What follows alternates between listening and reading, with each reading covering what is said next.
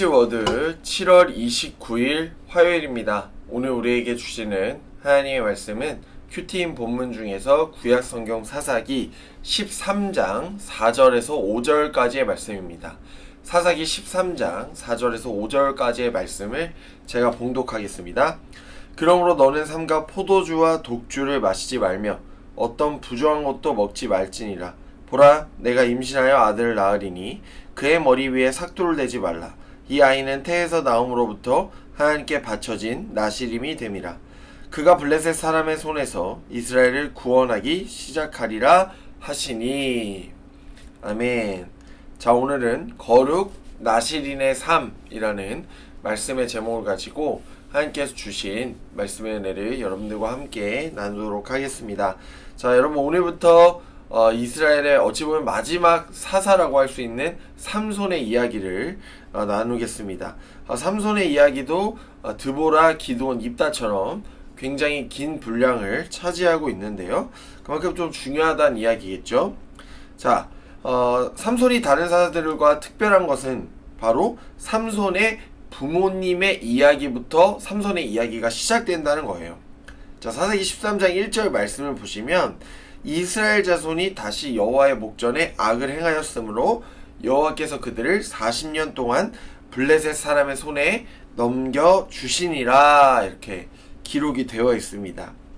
자, 하나님께서는 사사들을 이스라엘의 영적인 리더, 그러니까 하나님과 이스라엘 사이에 어찌 보면 중보자의 역할, 리더의 역할을 담당하게 하셨는데 이스라엘 백성들의 반응은 어떻습니까? 하나님의 말씀을 계속해서 듣지 않았습니다.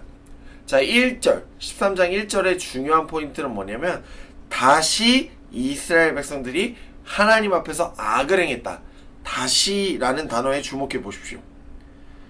자, 그들은 계속해서 하나님을 잊고 악을 자행하기 시작합니다. 그래서 하나님께서는 그 주변 국가인 블레셋을 일으키셔가지고 이스라엘을 40년 동안 통치하게 만드는 거죠. 자, 여러분, 지금 이 사사기 말씀에서 계속 반복되는 내용이 뭡니까? 이스라엘의 실패입니다. 이것이 반복적으로 일어나고 있지만 이스라엘 백성들은 이것을 교훈으로 삼지는 않았어요. 자, 이스라엘 백성들의 특징 중 하나는 뭐냐면 하나님과의 끊어진 관계를 회복할 그 마음이 없어요. 자, 오늘날 세상과 동화되어 살면서 기도를 놓고 말씀을 소홀히 생각하며 살아가는 우리의 모습과 굉장히 유사합니다. 그래서 이스라엘은 어떻게 됩니까? 40년, 긴 시간입니다. 긴 시간 동안 블레셋의 식민지가 되는 거예요. 그런데 중요한 것은 이게 잘못됐습니다 라고 말하는 사람이 단 한 사람도 없었다는 거죠. 하나님, 우리 좀 구원해 주십시오, 살려주십시오 라는 말을 하는 사람이 단 한 사람도 없었어요. 하나님을 찾지 않았죠. 이 말씀을 통해 이스라엘 백성이 하나님 앞에서 엄청나게 무감각해져 있다, 영적으로 둔해져 있다라는 것을 알 수 있어요. 자, 영적인 게으름, 이것이 하나님을 찾지 않는 것과 연결이 되어 있습니다. 하나님은 다 아시겠지, 하나님은 다 이해하시겠지, 이게 반복이 되면 어느새 하나님께서 나를 구원하신 분이시라는 것을 망각할 때가 있어요. 그러면 어떻게 됩니까, 여러분? 죄가 나에게 한 걸음 더 가까이 다가오게 되는 거죠. 그러므로 우리는 계속해서 하나님의 은혜를 기억해야 되고 하나님께 감사해야 되고 날마다 하나님께 방향전환, 회개하는 삶을 살아가야 합니다. 하나님의 말씀으로, 하나님의 은혜로 내가 옷 입지 않으면 세상의 지배 속에서 그냥 무감각하게 살아가는 거죠. 또 오늘 말씀에 또 하나의 문제가 반복이 되는데 그것이 뭐냐면 삼손의 아버지 마노아와 삼손의 어머니가 오랫동안 아기를 갖지 못했다는 이야기가 등장해요. 그런데 여러분, 참 슬픈 일이지만 삼손의 아버지 마노아가 하나님께 기도했다라는 그 구절이 없어요. 그러니까 아기가 없는 것은 참 슬프지만 갈급함이 없는 모습이죠. 자, 이 모습이 바로 그 당시의 상황, 영적으로 무뎌져 있던 이스라엘과 굉장히 비슷합니다. 3절 말씀을 보시면 오히려 하나님께서 먼저 하나님의 사자를 마노아 삼손의 어머니께 보내서 태의 축복을 약속하는 장면이 등장해요. 여러분, 이 말씀을 통해 알 수 있는 건 뭐죠? 하나님께서는 내가 부르짖지 않아도 언제나 나에게 먼저 다가오시고 내 곁에 계시고 나를 잊지 않으시고 나를 찾아와 또 마노아의 가정을 찾아가서 그 가정을, 나의 가정을 회복시키고자 하신다는 거죠. 그래서 하나님을 찾아가셔서 마노아의 가정에 약속합니다. 4, 5절 그 내용이 나오죠.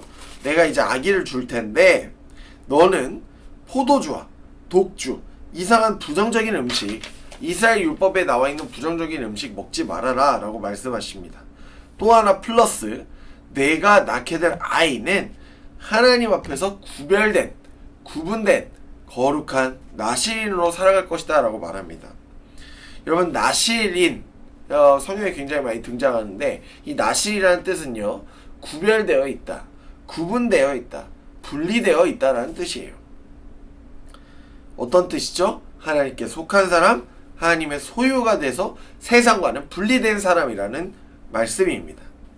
민수기 6장에 보시면 나실인의 규례, 나실인이 지켜야 될 그런 법들에 대해 나와 있는데요.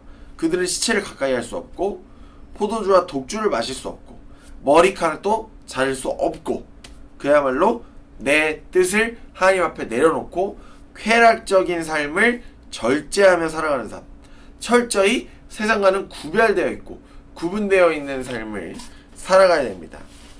그래서 여러분, 거룩이라는 뜻, 그 뜻과 나실이라는 뜻은 굉장히 비슷해요. 구별되어야 되고 분리되어야 된다는 거죠. 그래서 하나님께 속해 있어야 된다는 겁니다. 여러분, 우리가 살아가는 이 세상 참 빠르게 급변하고 있어요. 다양한 문화가 우리를 막 다가옵니다. 우리 마음에 듭니다. 우리의 눈을 현혹합니다. 여러분, 우리가 하나님의 자녀로 살아가기 위해서는 이 땅 가운데 세상을 부정할 수는 없습니다. 왜냐하면 우린 세상에 속해 있기 때문입니다. 또한 우리는 하나님께 속해 있기 때문에 하나님께서 정하신 질서, 유래, 그 법, 뜻을 따르는 삶을 살아가야 돼요. 여러분, 이것이 바로 거룩이죠. 우리가 어떻게 거룩을 실천하냐? 늘 하나님을 기억하고, 오늘 나에게 주신 하나님 말씀 무엇일까? 하나님의 뜻이 무엇일까? 항상 생각하고, 또 영적인 게으름에서 탈피하려는 삶이 오늘 하나님께서 저와 여러분들에게 요구하는 바로 거룩한 삶이죠. 여러분, 우리가 늘 언제 어디서나 나를 지으신, 나와 함께 하시는 하나님을 기억하고 바라볼 수 있길 바랍니다. 하나님은 오늘도 거룩하지 못한 나를 찾아오셔서 하나님을 기억하게 하시며 하나님의 구원 사역에 나를 동참시켜 주십니다. 사랑하는 여러분, 오늘도 나를 찾으시고 나를 구별시키는 하나님의 은혜에 감사하며 영적인 나실인으로 살아가시는 사랑하는 예능의 모든 청년들이 되시길 주님의 이름으로 간절히 축복합니다. 말씀을 기억하며 함께 기도하겠습니다. 사랑의 하나님, 영적으로 무뎌진 이 시대에 우리가 구분된 영적인 나신으로 살아가게 하시니 감사합니다. 그 은혜에 감사하며 영적으로 우리가 깨어있게 하시고 늘 하나님을 찾고 기도하는 주의 거룩한 자녀들이 되게 하여 주옵소서. 늘 하나님을 기억하며 감사하며 살아가는 영적인 나신인 예능 청년들로 세워 주옵소서. 이 모든 말씀 우리를 사랑하시는 예수님의 이름으로 기도합니다. 아멘.